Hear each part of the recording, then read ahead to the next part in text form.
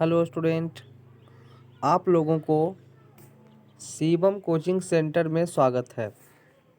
आप लोगों के लिए आज 2023 का क्लास 10th का मॉडल सेट का क्वेश्चन लेकर आए हैं, जिसमें क्वेश्चन को बारी बारी से अध्ययन करेंगे।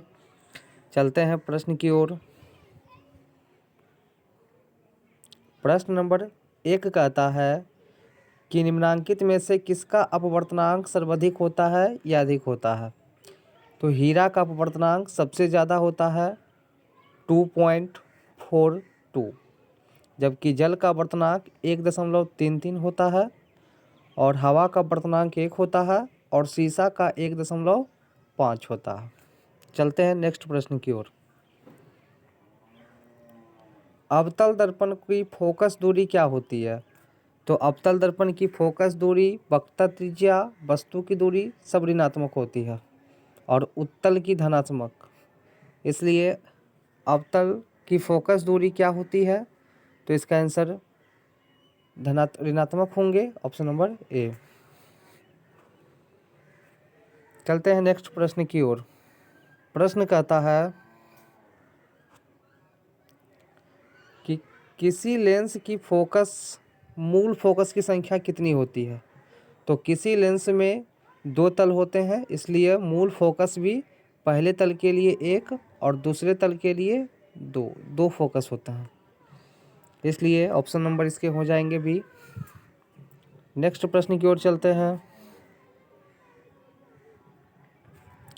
प्रश्न कहता है कि दाढ़ी बनाने में किस दर्पण का प्रयोग होता है। तो दाढ़ी बनाने में अवतल दर्पण, ऑप्शन नंबर बी होंगे। नेक्स्ट प्रश्न की ओर चलते हैं। अवतल दर्पण की फोकस दूरी एफ और वक्रता त्रिज्या आर में क्या संबंध है। तो एफ और आर में फॉर्मूला होते हैं एफ बराबर r/2। देखते हैं ऑप्शन नंबर कौन है। ऑप्शन नंबर सी हो जाएंगे। अगला प्रश्न है कि निम्नलिखित में से कौन अभिसारी लेंस है। तो उत्तल लेंस को अभिसारी लेंस कहते हैं और अवतल लेंस का क्या नाम है, यानी नाम कमेंट में सभी बच्चे लोग बताएंगे।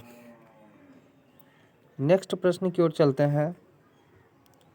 प्रश्न है कि दृश्य प्रकाश में किस वर्ण का तरंगदैर्घ्य न्यूनतम होता है।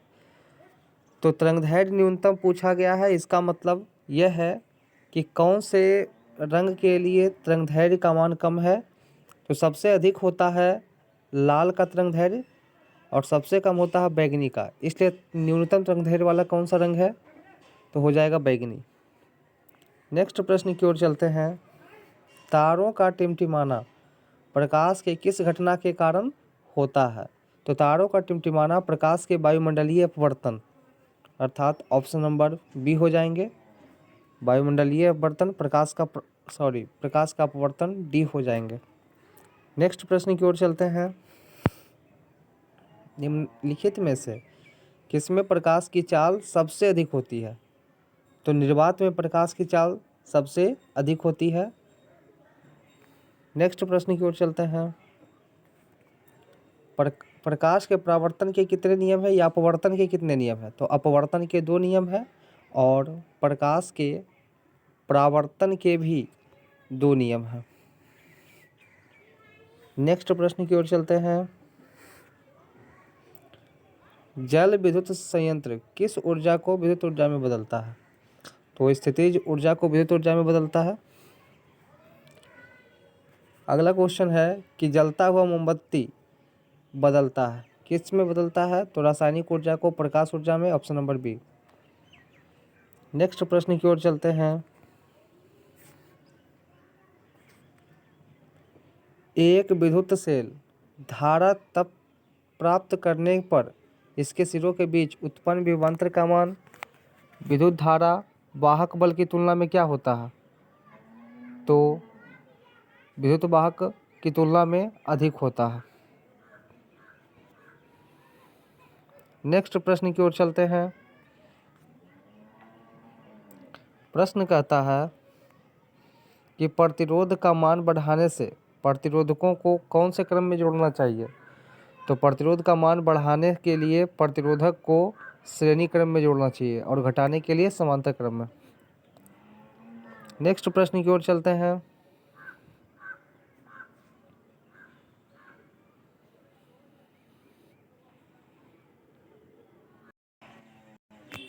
प्रश्न है कि विद्युत चुंबक बनाने में किस छड़ का प्रयोग किया जाता है?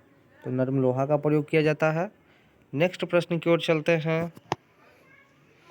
प्रश्न कहता है कि उच्चतर ताप कौन सी प्रक्रिया के द्वारा उत्पन्न होती है? तो उच्च ताप नाभिकीय संलयन की प्रक्रिया के द्वारा उत्पन्न होती है। नेक्स्ट प्रश्न की ओर चलते हैं। प्रश्न कहता है कि सौर